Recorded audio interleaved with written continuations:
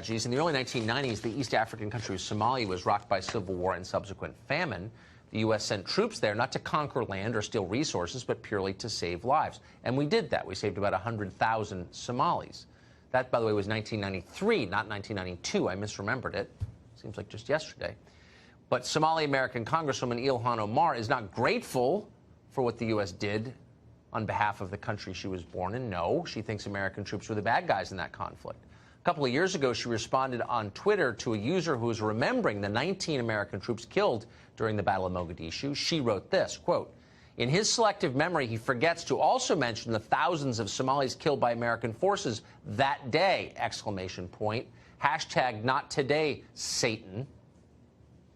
Sergeant Major Kyle Lamb fought that day in the Battle of Mogadishu. He's the author of the book Leadership in the Shadows, and we're happy to have him tonight.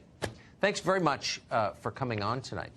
Thanks Sergeant for having Major me. Lamb. When you read Ilhan Omar's remarks about the battle that you fought in, what's your response?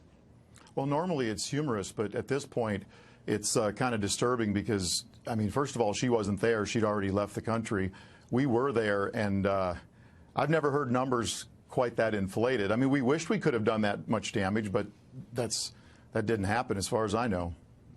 Well, I guess what's so striking is, and the U.S. has done things I disagree with around the world, but in this case, it seemed like the mission was purely altruistic. We were only there to help. We didn't take Somalia. I mean, did you steal gold or natural resources when you were there? No, we didn't do that. We were trying to take out Adid because he was a clan leader that had, the Habagetter clan had kind of taken over the town. They were taking the food, any of the aid that we were giving to Somalia. Also weapons, and they're running drugs. Khat is a big drug over there.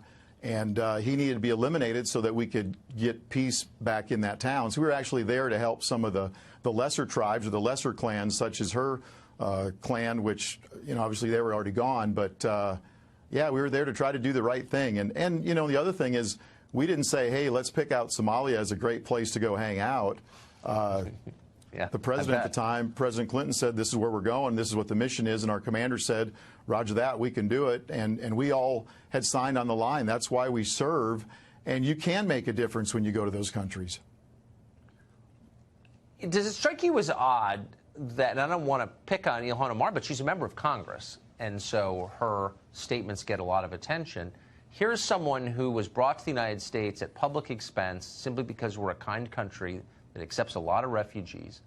And rather than being grateful for that, she spent the rest of her life attacking this country. Why? Well, as they would say down here in Tennessee, bless her heart. I mean, we want her to understand that she's living large now because of her family being able to escape the atrocities of Mogadishu.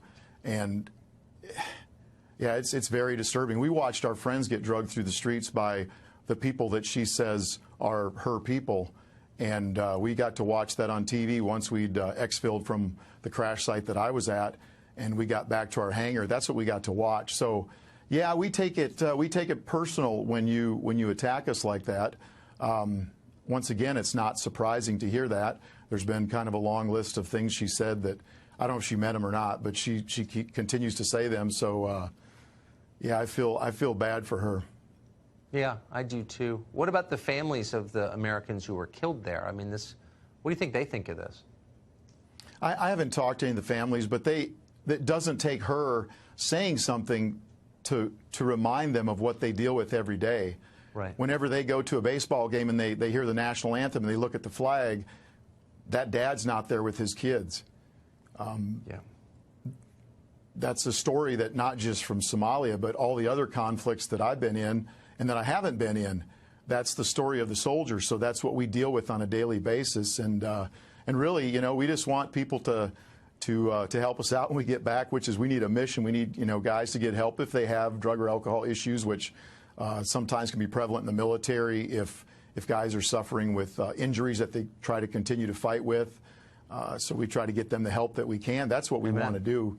And yeah, it's the soldier story from the last 10,000 years. Kind of the last thing you need is a lecture from people like her. Sergeant Major, thank you very much. Minnesota Democrats, media, and the Department of Justice have continually ignored strong evidence supporting the fact that Ilhan Omar may be directly involved in tax, marriage, and immigration fraud.